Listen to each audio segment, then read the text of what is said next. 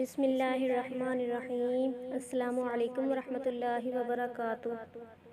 ایک بادشاہ کو جنگل میں سفر کرتے ایک سانپ نے ڈس لیا۔ شاہی طبیب اپنی تمام تر کوششوں کے باوجود زہر کو جب بادشاہ کے جسم میں پھیلنے سے نہ روک پایا تو زاروں قطار رونے لگا۔ اتنے میں ایک درویش یا شخص وہاں آیا۔ بادشاہ کو زہر کے درد سے تڑپتے ہوئے دیکھا تو بادشاہ کی ٹانگ پر جہاں سانپ نے کاٹا تھا تھوک دیا اور بھاگ گیا۔ بادشاہ کے سارے ساتھی بادشاہ کی فکر میں تھے، اس لیے دیوانے کی اس حرکت پر کوئی بھی درویش کے پیچھے اسے گرفتار کرنے نہ گیا۔ شاہی طبیب نے تھوک صاف کرنے کے لیے ایک رومال پکڑا اور بادشاہ کی زہر سے نیلی ہوئی ٹانگ پر سے تھوک صاف کرنے لگا، مگر پھر حیران ہوتے ہوئے رک گیا۔ اس نے انگلی سے تھوک کو سانپ کے ڈسے پر اچھی طرح مل دیا، جس سے فوراً ہی زہر کا اثر زائل ہو گیا۔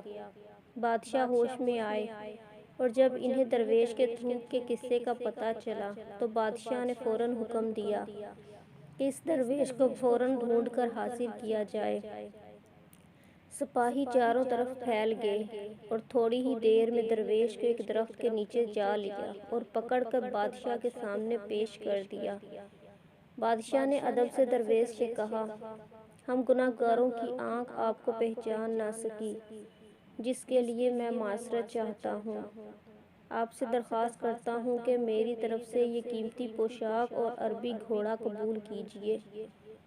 درویش نے مسکرا کر بادشاہ کی طرف دیکھا اور بولا، یہ گھوڑا اور پوشاک بہت قیمتی ہے۔ میں یہ پوشاک پہن کر اس گھوڑے کے لیے گھاس کاٹوں گا تو اچھا نہیں لگوں گا۔ بادشاہ نے کہا، آپ فکر نہ کریں، گھوڑے کے ساتھ خدمتگار بھی دے دیے جائیں گے۔ درویش بولا، اتنی قیمتی پوشاک، قیمتی گھوڑے اور خادموں کے ساتھ میں رہوں گا کہاں؟ اس دفعہ بادشاہ مسکرایا اور بولا، آپ کے لیے ایک عالیشان رہائش گاہ بھی تعمیر کر دی جائے گی۔ درویش نے پوچھا، اتنے مال اور دولت اور خادموں کے ساتھ اس رہائش گاہ میں میں تنہا رہوں گا؟ بادشاہ بولو، حضور، میری بیٹی شہزادی گلنار کی شادی آپ سے کر دی جائے گی۔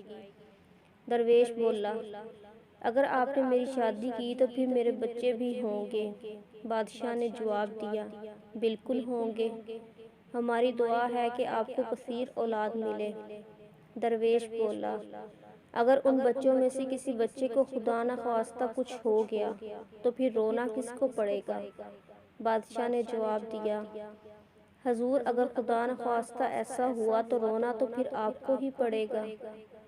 درویش مسکرا کر بولا، اگر یہ سارا کچھ لے کر مجھے رونا ہی پڑے گا تو بادشاہ سلامت، آپ اپنا گھوڑا اور قیمتی لباس واپس لے لیں، میں اپنی درویشی میں خوش ہوں۔ دل اسی سے لگاؤ جس نے دل بنایا ہے، دنیا سے لگاؤ گے تو آنسو ہی ملیں گے۔